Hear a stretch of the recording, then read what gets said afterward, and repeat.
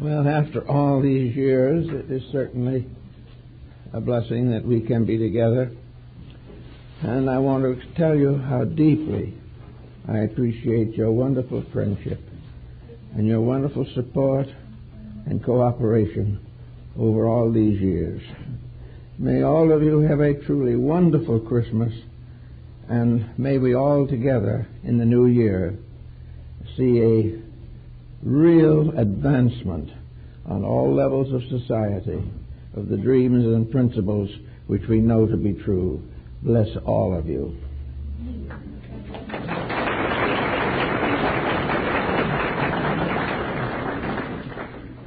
Some time ago, Jowett, who is one of the principal translators of Plato, commenting on the writings of Homer, said that he believed that Homer wrote the Odyssey and the Iliad before the establishment of the Greek mysteries.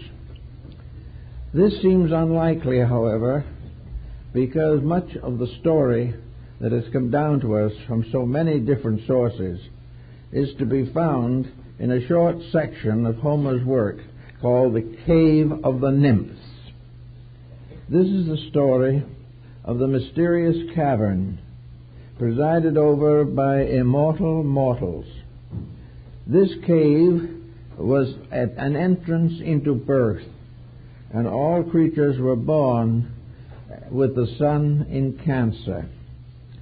They then entered into the mysteries of the cave, descended to its lowest parts, ascended a ladder that brought them to the gate of exit in the sign of Capricorn.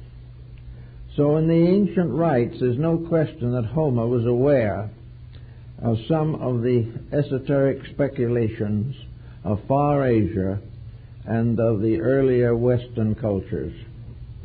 This today we are worshiping, recognizing, and reviving one of the most ancient beliefs of mankind, the annual birthday of the sun. This has been regarded with sacredness from time immemorial.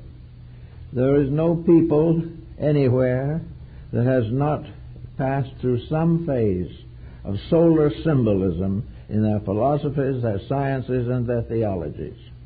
It has dominated all the arts. It has become involved in all harmonic theories of music, and the annual birthday of the sun is the most celebrated and sacred of all festivals throughout the world. We find records of it everywhere because it represents to the average believer the annual restoration of life and becomes a symbol of the grand resurrection in which all things in all conditions and all types of existence come finally to the great redemption, to the restoration, to the lifting up of all life from darkness to light. It is obvious that this belief originated in the Northern Hemisphere because all of the calculations, symbolisms, and devices involved in the rites are obviously related to a sun motion from the lower to the northern hemisphere of light.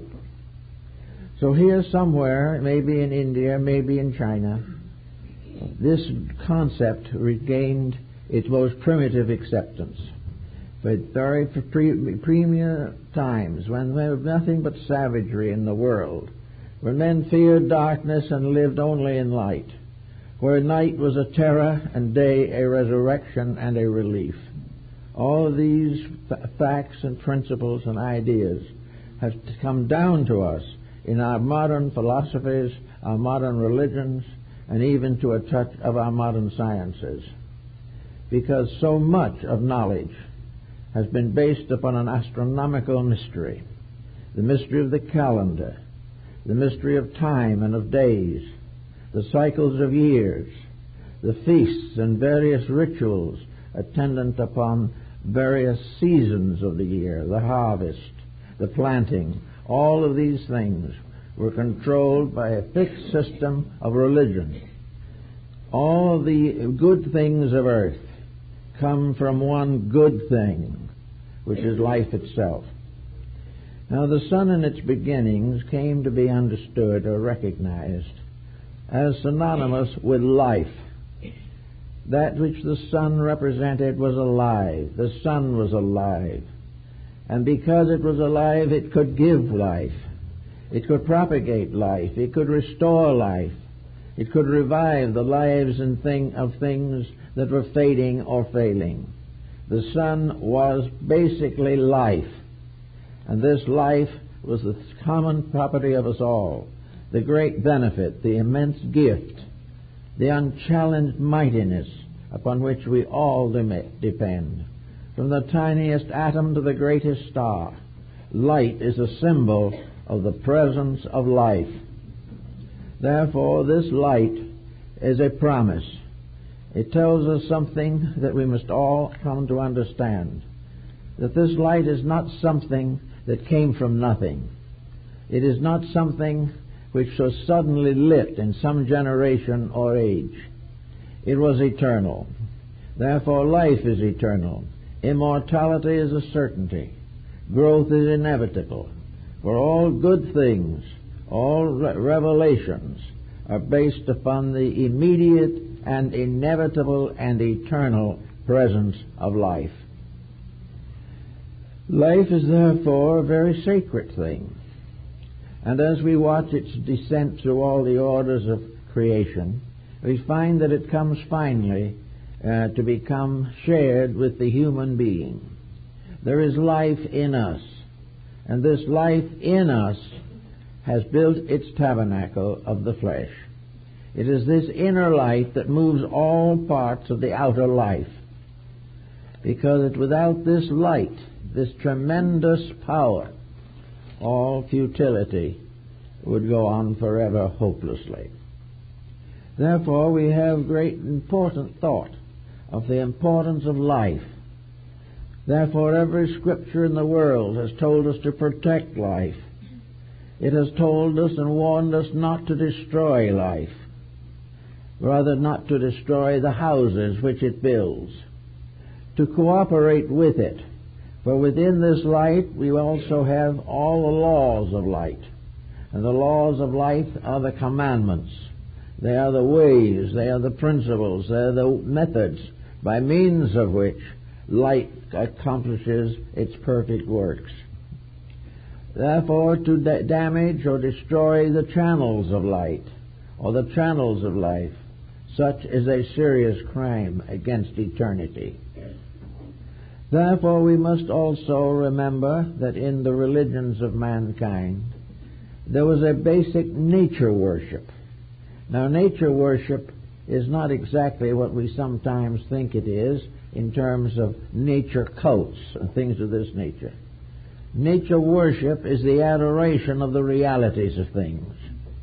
It is to look out upon the great breadths and depths of existence with gratitude, with humble wonder, and with a deep and abiding resolution to learn the lessons of light and life, that we may in due time become useful and valuable servants in this house of eternal effulgency.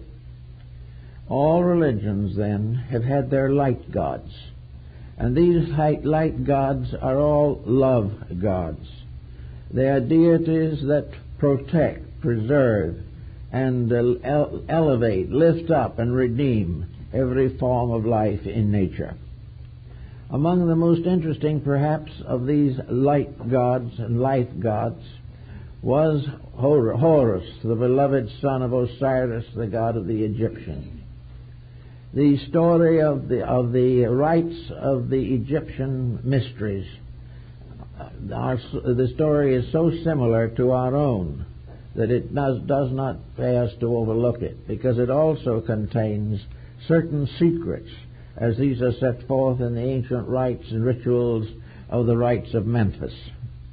In the days of long ago, Osiris, the Father God, the principal eternal light, the guardian and protector of peoples and nations and races, decided that the time had come to establish a covenant upon the earth. And he sent to the earth his only begotten Son, Horus, the firstborn of the light God. And this Horus became the defender of the faith and established the mysteries. And the symbol of this deity was the sun ball, the symbol of infinite life.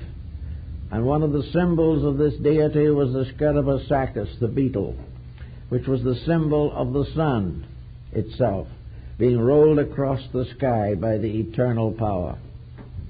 And Horus became the symbol of the sun deity, and he sat in a ship, and this ship sailed across the sky in the daytime, and at night it went down and sailed through the underworld, so that the spirits in darkness might also have their light. The Egyptians did not know the heliocentric system as we do, but it is interesting that they had become aware of the fact that the sun's light was somewhere when it wasn't here, and regularly came up at the same time according to the seasons.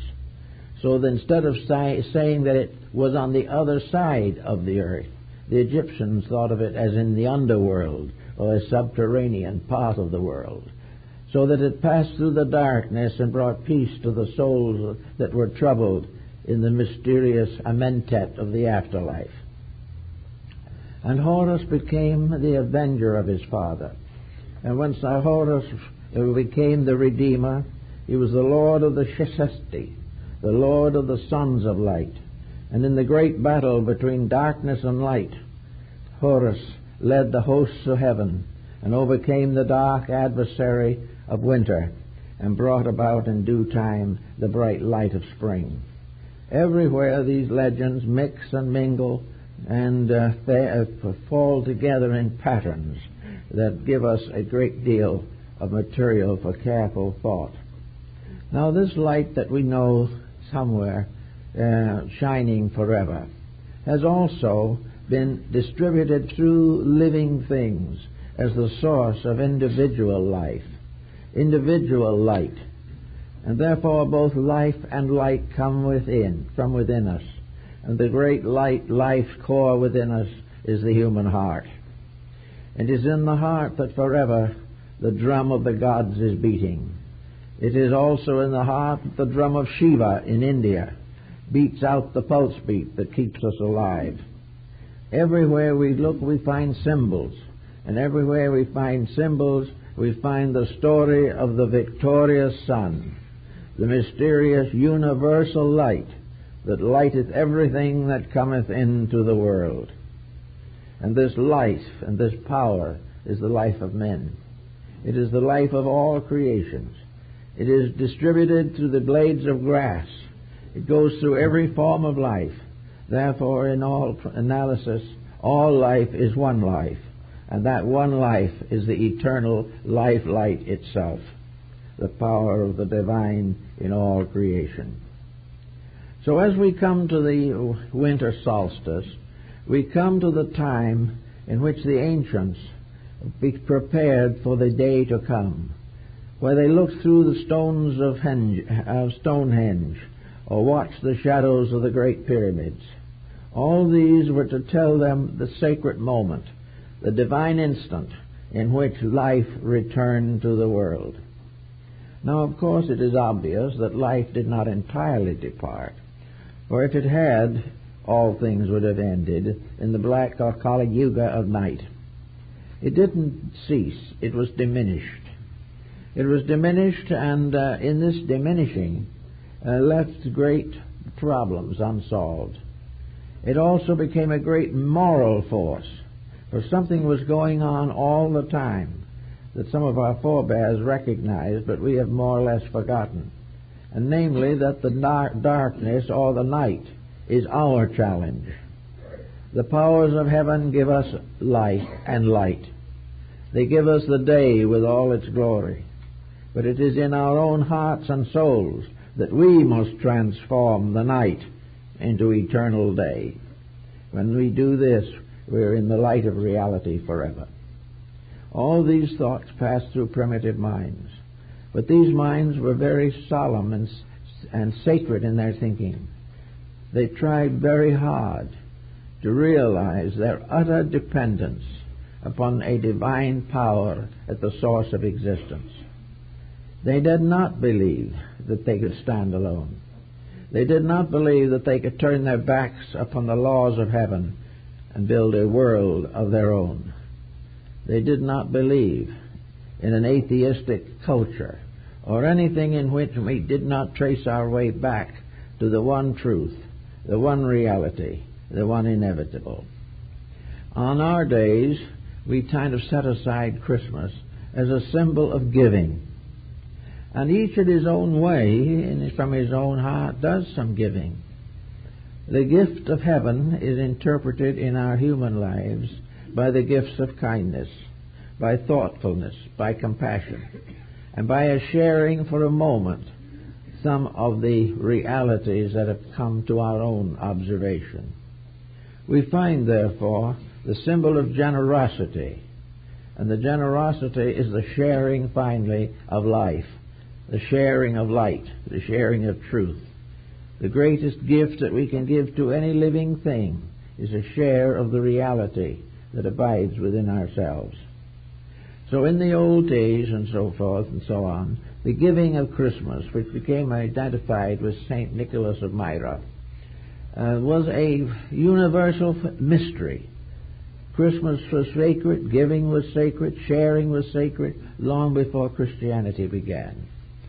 But they did take this, as Irenaeus tells us, and they took the older symbolism and Christianized it. They explained that in reality the ancient peoples were, in a sense, Christian people. They had the same teaching, the same essential reality, but they did not call it by the same name. They invented diverse symbols to represent the same truth that was to come to the world at the beginning of the Christian era. And so we have today the descent of the Christmas spirit by means of a psychological, astronomical theology, the symbol of the zodiac, the planets, and the great clock of eternity.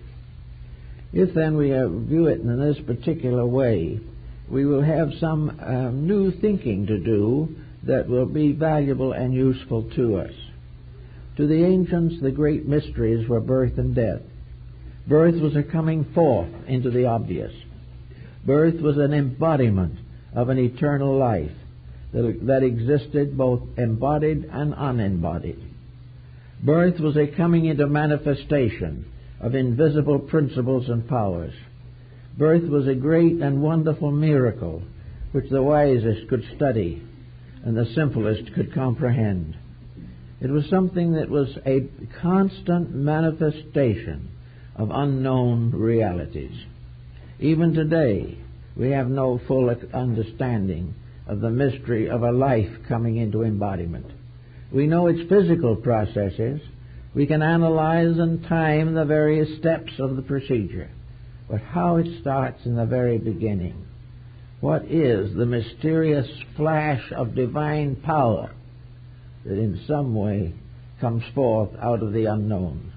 It is not in the bodies of the parents, it is not in the body of the child, but it is in the body of God. And all creatures, the parents and the child, are in the body of God. It is one mystery specialized in one of the great events of existence, the mystery of birth. And in this birth, the light of heaven begins to shine through. Many mothers have seen it in the eyes of their babies. We see it also as we go along. We see that the child is born closer to God than we are.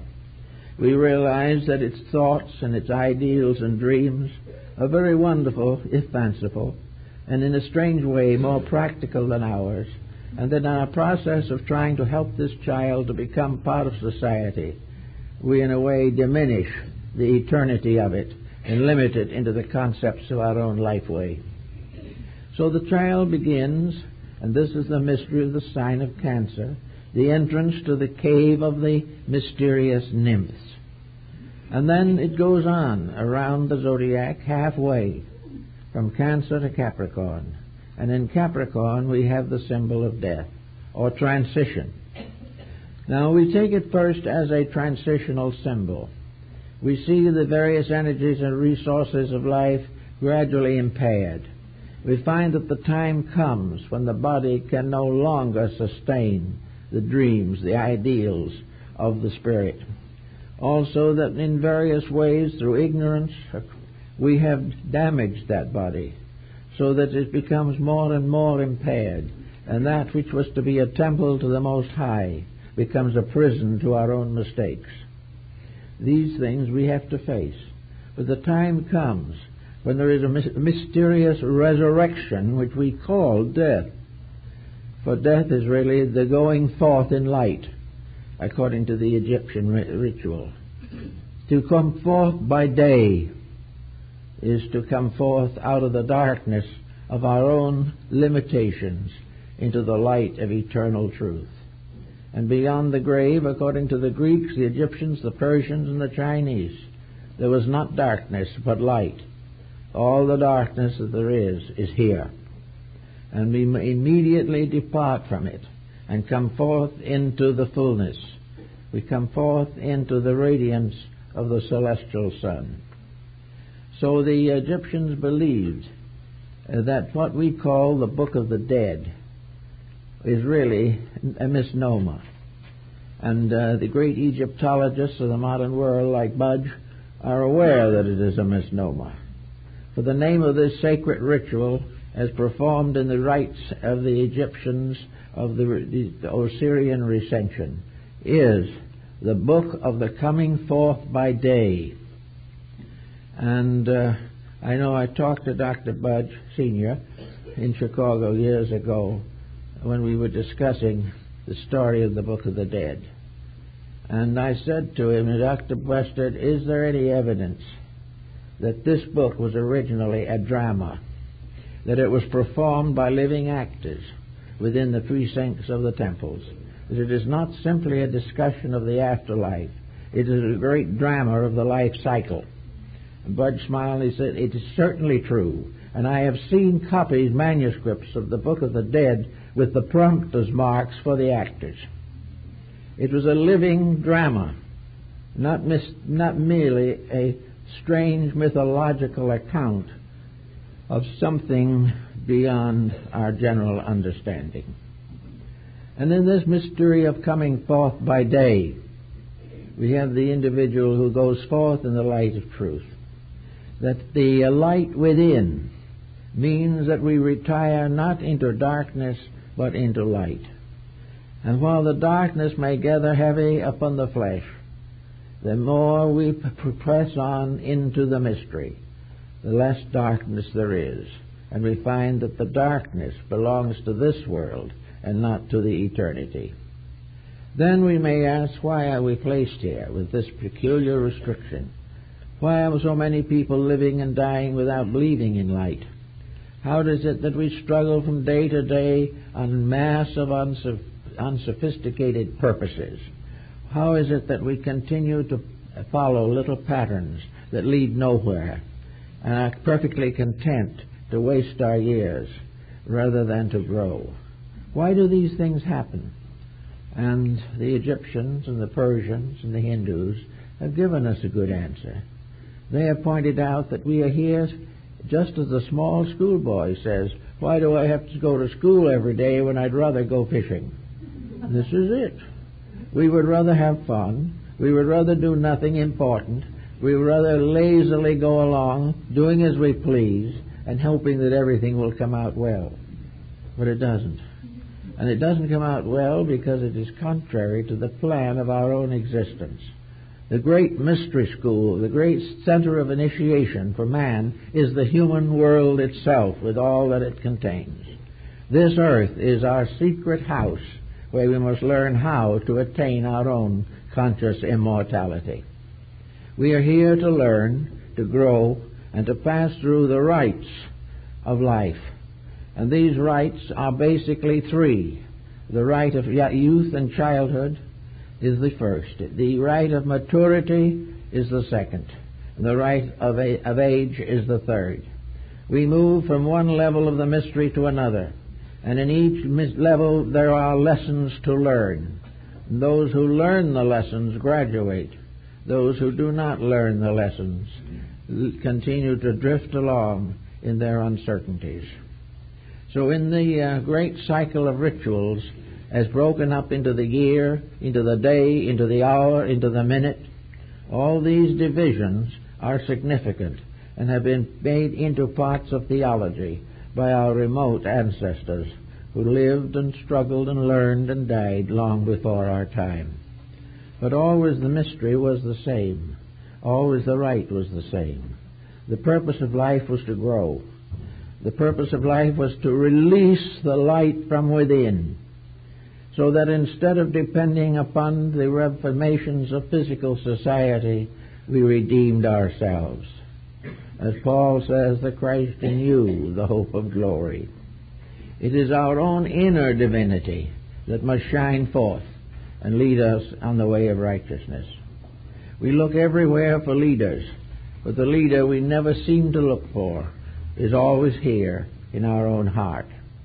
And it is this leader that speaks to us sometimes faintly through conscience, and often is silent for many years. Very often in tragedy and great loss we turn to this inner leadership, and then we discover that there is balm in Gilead, that from this inner life comes the peace, the security, the understanding which redeems and regenerates the uncertainties of mortality. So here we are with the presence of the sovereign sun, that Akhenaton represented as rays of light, each ending in a human hand. The sun that was no respecter of persons, the sun that was not an autocrat, but was as mindful of the sparrow's fall as it was of the collapse of empire. This ever-present, utter intimacy of life, this life which is a seed, so to say, planted in everything and growing in everything, unless the thing in which it grows turns against it. And all this life has no cash value. It is far more important. We cannot buy it, we cannot sell it. But we can bestow something of it from our own hearts if we so desire. We can comfort, we can help to enlighten, we can serve generously the needs of life, but we cannot buy or sell the light of heaven. It does not come out of our intellectualism, it does not come out of our materialism. It is not to be found in the laboratories of science, but the base materials of it are everywhere. And there is nothing that man ever learns, ever studies, or ever believes that in one way or another is not an instrument of eternal light. So on Christmas we come when the sun moves northward, when the darkness of winter begins to break, and we look forward to the promise of another day. We are reasonably certain, even in our most pessimistic moments, that the sun will rise, that the winter will break, that the tiny green things will break through the earth again, that nature will be fruitful, and the human being will be mindful. All these changes are part of a great procedure, a great process. And this process is mentioned in the story of the mysteries of the pyramid, in the house of the hidden places. The pyramid is the symbol of this earth, for its chambers and its inner parts are also symbols of the mysteries of our physical existence. Every mood we have is a room. Every conviction that we nourish puts walls around us or opens them. Every wall is either a divider or a protector. Everything we do has in some way a sacred significance, either directly or by lesson. We learn by doing it well, we learn by doing it poorly. In both cases, learning is inevitable. So as we stand now on the dawn of a very difficult age, a time in which most of our hopes are clouded by the uncertainties that are occurring, when it's sometimes very difficult to keep faith with providence, to keep our hearts and minds dedicated to those values which are so necessary. In these days, to understand the mystery of the annual birth of the sun, it seems to be especially important. In a few days now, the sun will move northward. When it does so, it will give us the promise of another year. We will make our mistakes, but the grass will grow. We can make all the mistakes we want, but the birds will sing. And we will also make terrible times, but little lives will come into birth through us. Everywhere the great plan goes on, and the human being either forwards it or detracts from its fulfillment. But no matter what we do, good, bad, or indifferent, the great plan goes on. It is larger and deeper and more mysterious than any obstacle that we can build against it. It goes on fulfilling itself. In old times, the priesthoods of the ancients were groups of dedicated persons united to help the good word go on, to help to make life rich, to bring new persons to the understanding of the great integrities of existence. And out of all these integrities, we've had the commandments of every culture, laws of ethics, rules, rites, and ceremonies. And in ancient times, people were a little bit intimidated because they were told that if they broke these rules, they would suffer. Now, the suffering usually consisted in being rejected by their fellow citizens, but this was not the real meaning of it or the significance of it. Those who break the rules suffer because they have broken the rules. They suffer because it is inevitable that when we are not consistent with the laws of that light in which we exist, when we cut it off, when we turn our backs to it, when we deny it, or try to corrupt and pervert it into some selfish purpose of our own, then we bring down the strange power that changes the light, as Bailey says, into a consuming fire. Therefore, light is the basis of our growth, and fire is the basis of our purification, as the alchemist pointed out. Every day we are here. We are being tested, not by some arbitrary power, but by our own needs. Within ourselves there are hungers, there are pains, there are mistakes that we constantly suffer from. We wish we didn't make them, but we do. We wish we could get over making them. We can, but we may not. Actually, the whole of our existence is a great initiation ritual. And the grand master of the mysteries is the sun, the great hierophant who controls all the rites and all the symbols. Not the visible sun as we see it in the sky, but as what the Emperor Julianus called the mystery of the sovereign sun and the mother of the gods. The sovereign sun is the ruler whose laws cannot be disobeyed. This is a luminosity. We do not see its principles. But the whole mystery of light is, as Newton found out, completely mathematical, completely lawful. In light is all things. And this light that comes from above, reflected through all forms of creation, turned and crossed over the orbit of the moon, and finally coming down to our earth. This light is a complete work in itself. It is a manuscript with more pages than have ever been written. It is a teacher that teaches more than any sage has ever known. It is a parent more intimate, more kindly, more loving than any physical parent can possibly be. And out of the great eternity of condition, out of the infinite number of things that must be rectified, in this light there is nothing failing, nothing overlooked. The light can reach to the furthest star and into the soul of the tiniest grain of sand. All of it is part of the tremendous dynamic effulgency of this light content. It is something that is so tremendous that we can only see the fringes of its robes. Its own substance is beyond us.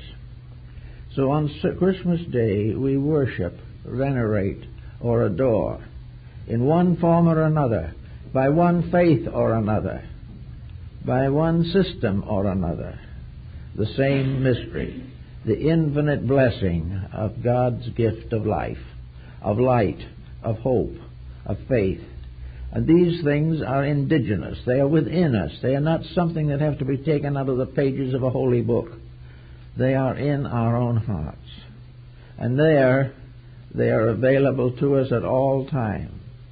But we celebrate this availability by the great birth of light at Christmas and the resurrection of light at Easter.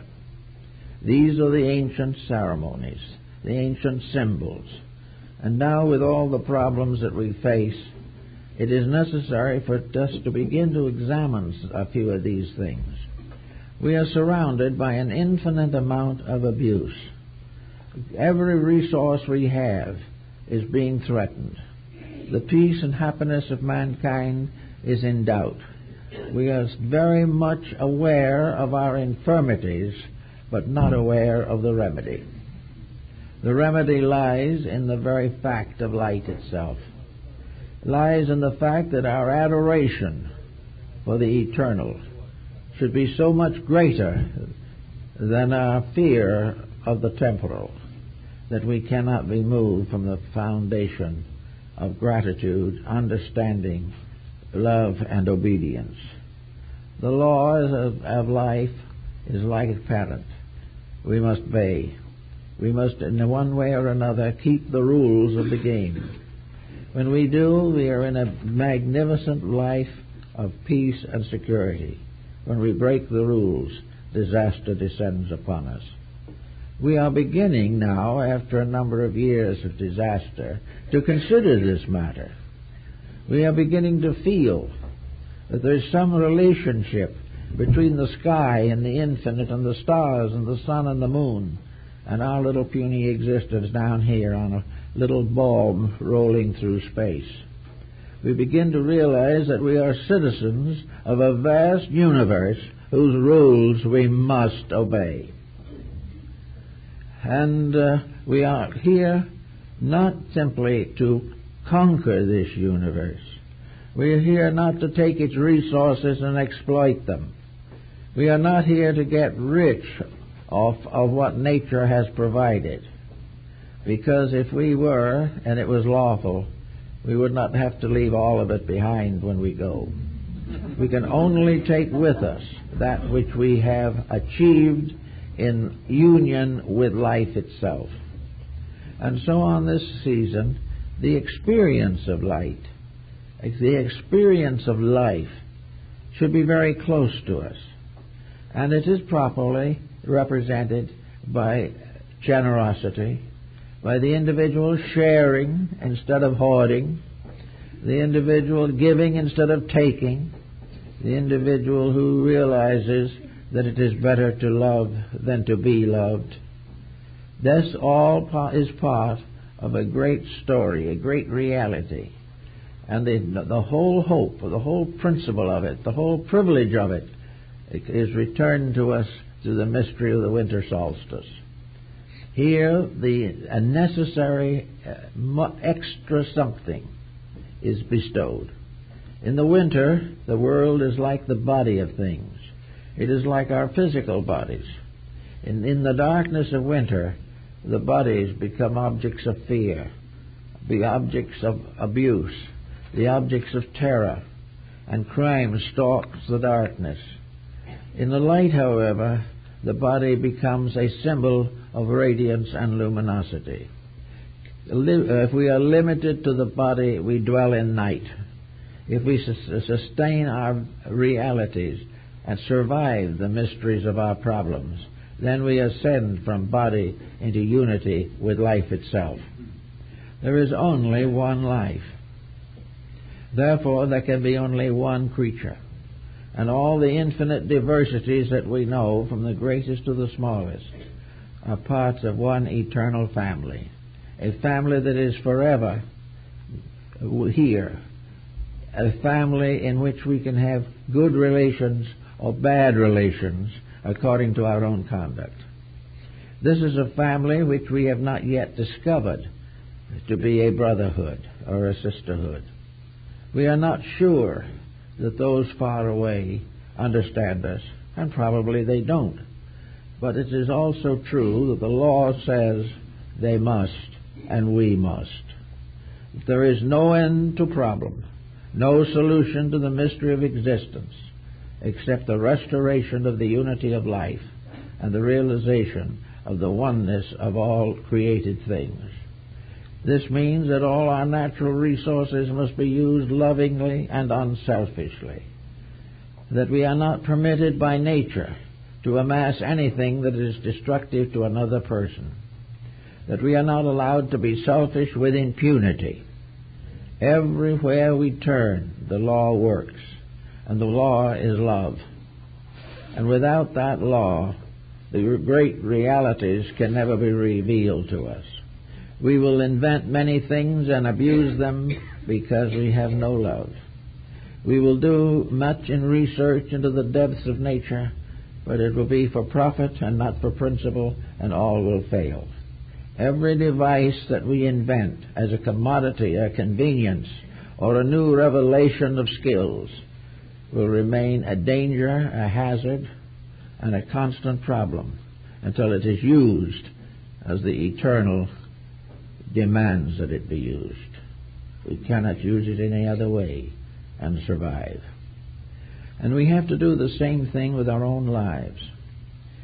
If we maintain our grudges and antagonisms, if we find a certain satisfaction in hurting the feelings of others, if we blame others for all our troubles and all our misfortunes, and pass on to other public officials answers that we must find for ourselves, these can continue to be a problem. We cannot be saved by government, but we can gradually restore the government of the eternal over the temporal. We can restore the government of light. And Timur Shah, the great Muslim conqueror, whom we know as Tamerlane, when he became master of the world of his time, he called in his sage and his astronomer and said, I want you to design for me a government based entirely upon the government of the heavens. I want to have a cabinet. I want to have a solar system of leaders. I want constellations of technicians and of skilled people. I want everything there is in the solar system set forth as a department of human society. It was a great challenge, but there was something in it that probably even Tamerlane did not understand. But the mysterious dark sage who he communicated with set him up a pattern that did survive for some time, a pattern based upon the fact that all parts of a solar system or all parts of a government must be united in a common purpose, and that all of the different branches must be equally enlightened, equally dedicated, and equally desirous of sharing all that is necessary for the common good. This was a great idea and a great challenge, but it comes back to us today. We are gradually, in spite of ourselves, deciding to return the world to its creator. We cannot handle the situation. We were never intended to. We were intended to use the experiences of this world to learn how to handle ourselves, how to become real people, how to do all the things that were necessary to the provision of realities. And in failing to do this, we have come in time to a grave difficulty. And so on Christmas at this time, we hope that each one of you will be given special consideration to the problem of growth. That by the time we get around to next Christmas, there will be more stars in the terrestrial firmament, that more people will be bound together by the great truths of life. Otherwise, we will find a very strange chemistry occurring. We will find that the instruments for the manifestation of life will gradually deteriorate. The channels will no longer be clear. There will be various stoppages. There will be cholesterol in the psychological arteries of humanity. We will get to the point where we cannot get the blood to the heart, where then we begin to watch the saddest thing of all. Not a sudden departure from here, but a gradual loss of those virtues and values which are most necessary to our personal well-being and to our collective existence.